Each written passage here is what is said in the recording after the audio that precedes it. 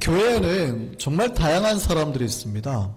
많은 사람들이 있습니다. 정말 다양한 직업군도 있고요. 나이나 연령대도 다양하고, 물론 남녀도 따로 있지만 정말 다양합니다. 생각들도 다양하고요. 뭐 정치 이념이나 경제관이나 아니면 교육관이나 뭐 아이들을 가르치는 생각까지 다 다릅니다. 취미도 다 달라요. 음악 좋아하시는 분, 운동 좋아하시는 분, 독서 좋아하시는 분, 다 다르죠. 이 수많은 각자의 삶의 각자 형태의 다른 모습을 가지고 이 자리에 모였습니다. 근데 여기에 모인 사람들 딱 공통점이 하나 있어요. 뭡니까? 예수 그리스도입니다. 정말 삶의 색깔은 다 달라요. 우리 삶에 여러 가지 정말 달라요. 같을 수가 없어요. 그런데 여기에 모인 사람들 모두 딱 한 가지 공통점은 있습니다. 그게 뭐냐면 예수 그리스도입니다. 이거 하나로 우리가 뭉쳤다는 거예요. 이거 안에서 우리가 하나 될 수 있음을 기억하시기 바랍니다. 그런데요, 교회 안에 수많은 다양한 사람들이 있는데 하나님께서 이 사람들을 통해서 영광을 받으시는 사람이 있고, 이 사람들 때문에 욕을 얻어먹는 경우가 있단 말이에요. 지난번에 한번 말씀을 드렸습니다. 십계명 우리가 다 아시죠? 세 번째 계명이 뭡니까? 세 번째 계명이 뭐라고요? 내 여호와의 이름을 망령되게 부르지 말라. 옛날 성경에는 망령되게 일컫지 말라 이렇게 돼 있죠. 하나님 이름을 함부로 망령되게 부르지 말라. 하나님의 이름이 망령되게 부르게 되지 말라. 이런 말이에요. 그런데 여러분이 하나님의 이름을 망령되게 부르시는 분 있습니까? 신앙인 중에서 만약에 그런 분이 있다 그러면 그분은 신앙인이 아니에요.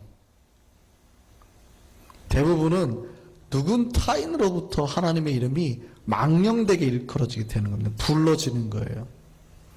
그러면 하나님의 망령되게 일컬어지게 되는 이유는 하나님 때문에, 하나님 스스로가 잘못하셔서 망령되게 일컬음을 받아요? 누구 때문에요?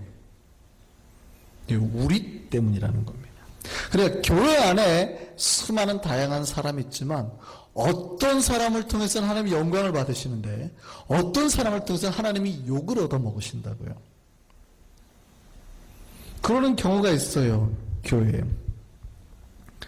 그래서 각자의 인생의 삶의 모습이 잘못 비춰지면 그 잘못 비춰진 모습 때문에 누가 욕을 얻어먹어요? 하나님이 욕을 얻어먹는다는 거죠. 그러니까 우리 입술로 하나님이 망령되게 일컬음을 받는 경우는 거의 없습니다.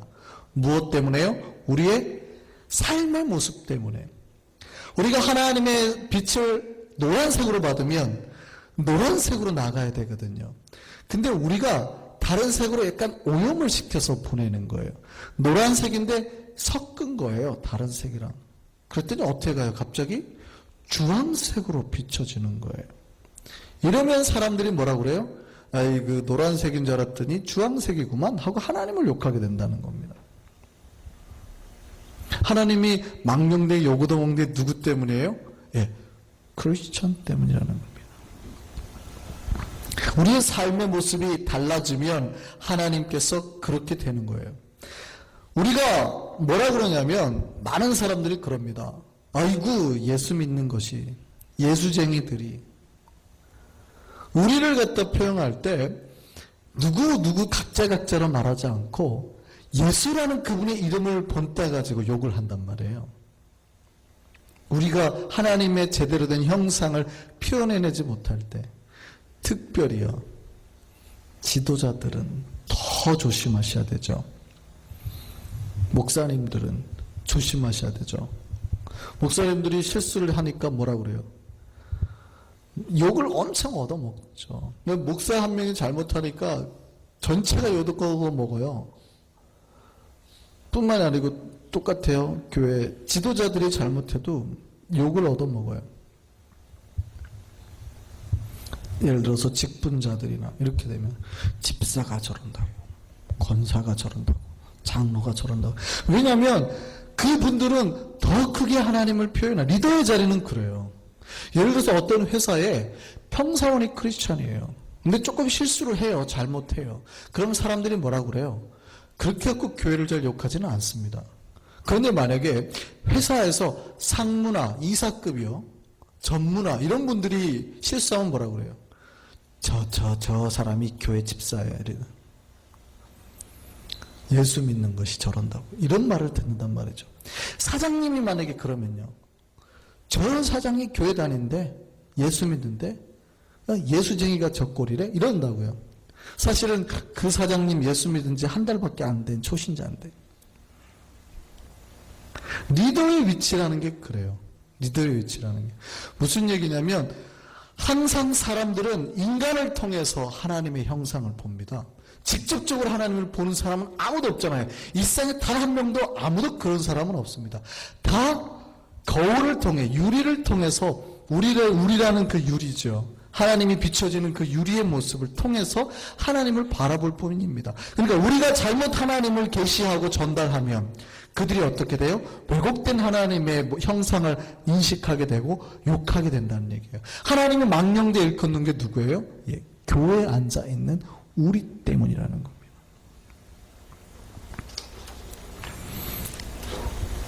우리가 만약에 죄를 범해요. 그러면 어떻게 될까요? 더 심하게 욕을 얻어먹겠죠. 그러면 꼭 죄를 범하는 것만이 하나님을 망령되게 하는 걸까요? 하나님의 일을 거치게 되는 걸까요? 오늘 본문 한번 다시 보시죠. 바울이 뭐라 그러냐면 오늘 본문에서 너희가 32절 보면 유대인이나 헬라에게나 하나님에게나 하나님의 교회에게나 뭐 하라고요? 32절 보면 거치는 자가 되지 말라는 거예요. 하나님 앞에 하나님의 교회에 거치는 자가 있다는 거예요. 하나님의 일에 걸림돌이 된 인생이 교회에 있다라는 겁니다. 방금 앞에서 표현했던 하나님의 계시를 제대로 세상에 표현해내지 못할 때 모세가 왜 가나안 땅에 못 들어간 줄 아세요? 왜 모세가 가나안 땅에 못 들어갔습니까? 빨리 대답을 해주세요. 상처받기 전에. 모세가 가나안 땅 들어갔어요? 못 들어갔어요? 못 들어갔잖아요. 근데 왜 못 들어갔어요? 뭘 해가지고요? 반석을 그냥 명령하라고 그랬는데 화가 나갖고 지팡이로 치거든요, 2번. 근데 하나님이 모세에게 뭐라고 그랬냐면 하나님의 사랑을 표현하지 못했대요. 왜 네가 저들을 분노하고 저주하고 죽일 것처럼 하니? 비록 그들이 원망해도 나는 그들을 사랑하는 거예요. 그러니까 모세가 하나님의 통로 역할을 못한 거예요. 아버지는 사랑하라고 그들을 표현했는데 모세가 그걸 못한 거예요. 그래서 어떻게 해요? 너 가나안 땅 못 들어가 이렇게 됐다고요. 이게 죄예요. 그럼 이것만 죄냐고요? 우리가 하나님 앞에? 그게 아니라 바울은 오늘 조금 다른 해석을 본문에 붙입니다. 33절 한번 다시 한번 읽어볼까요? 33절입니다. 시작. 나와 같이 모든 일에 모든 사람을 기쁘게 하여 자기의 유익을 구하지 아니하고. 바울이 지금 뭐라고 그러냐면 32절에 너희들이 하나님의 교회에 거치는 자가 되지 말라고 말하면서 뭐라고 말하냐면 하나님의 일을 거치게, 하나님의 일에 걸림돌이 되는 자가 누구냐면 자기의 유익을 구하는 자, 이렇게 말하는 거예요. 우리가 비록 죄를 안 지어도요, 우리가 비록 다른 사람에게 죄된 모습으로 표현이 되지 않더라도 어떤 모습이냐면 내 이기적인 모습만, 내 이득만 구하고 있으면 그것이 다른 사람들이 보기에는 어떻게 보여요? 예, 죄의 모습으로, 잘못된 하나님의 형상의 모습으로 보인다라는 거예요. 왜냐하면 예수 믿는 사람이라는 당연히 뭐 하는 사람이에요? 많은 사람의 유익을 구하는 사람이라는 전제가 있다는 겁니다. 내가 나만을 위해서 살아갈 때는 그리스도인이라는 정의에 합당하지 않는 거예요. 그리스도인이라는 정의에는 뭐가 포함이 되어 있어요? 예수님처럼이라는 게 포함이 되어 있는 거거든요. 예수님처럼이라는 건 뭐예요? 예수께서 저 사람을 위해서 십자가에 죽으셨거든요. 그러면 내가 예수를 따른다는 얘기는요, 내가 누군가를 위해서 날마다 많은 사람들의 유익을 위해서 사는 사람이라는 전제가 깔려 있는 겁니다. 근데 크리스천이 그렇게 살지 못해요. 누군가를 위해 살지 못하고 여전히 나만 바라봐요. 그럼 어떻게 돼요? 이게 죄라는 겁니다. 하나님의 이름을 망령되게 일컫게 된다는 겁니다. 그러니까 우리는 적극적인 선행을 행해야 되는 사람이에요. 끊임없이 다른 사람의 유익을 위해서 살아야 되는 존재입니다. 근데 어느 순간 내 삶에 곤고가 오잖아요. 환경이 오잖아요. 고통이 오잖아요. 그 순간 우리는 다른 사람을 사랑하거나 관심을 가져야 된다는 모든 관심을 다 끊어버립니다. 그리고 누구만 봐요? 나만 봐요. 나 챙기기도 힘든데 나만 좀 챙기자 하고 나만 봐요.